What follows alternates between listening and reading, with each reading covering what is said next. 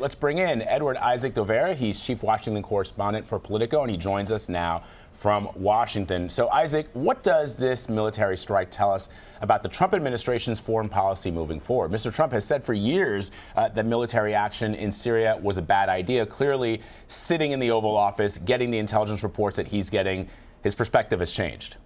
Or maybe not even from the intelligence reports. What we are told is that it's from seeing those pictures of the devastation from the gas attack that really shaped his decision here and his move to do these airstrikes. I don't think that we can say that we know anything about what the Trump administration's foreign policy is going to be going forward. This is a major change. It is going against what he said should be the case 4 years ago when Barack Obama tried to get some action in Syria and then pulled out of it when he didn't get the congressional authorization that he wanted.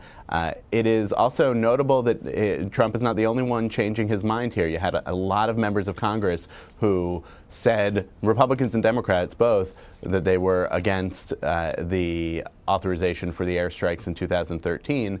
And then last night, many Republicans all of a sudden were saying that they think this is a great move, whether it's Marco Rubio or Jason Chaffetz, leaders of the Republican Party, Paul Ryan, who were against this when it was an idea that Obama was proposing in the face of an attack that killed many more people in 2013, but we're saying that now they support exactly what Trump is doing without congressional authorization for this attack this week. Well, let's talk a little bit about that. Certainly the president's decision to strike was met with approval on both sides of the aisle, but, you know, some lawmakers are criticizing the lack of congressional approval. Specifically, I'm thinking about Senate Minority Leader Nancy Pelosi. She's now urging Paul Ryan to actually call the House back into session ahead of its 2-week recess to debate the use of force, because the big question is, what do we do moving forward? What will the Trump administration want to do moving forward? So what do you make of that request from Nancy Pelosi?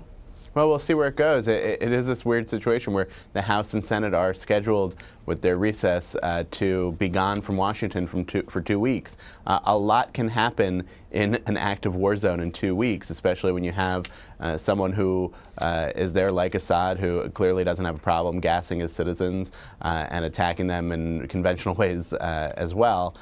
We don't know whether there will be more airstrikes today or tomorrow, or whether what we saw last night with these airstrikes is the first stage of more involvement from the U.S. In Syria.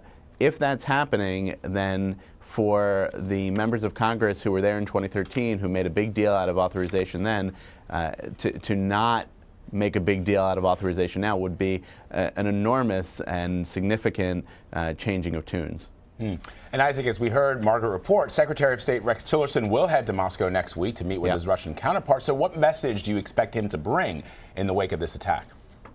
Well, last night what Tillerson told reporters in Florida was that they were disappointed with Russia, that Russia had failed in doing what it was supposed to do in Syria, and that was stronger language than we've seen out of the Trump administration toward Russia so far.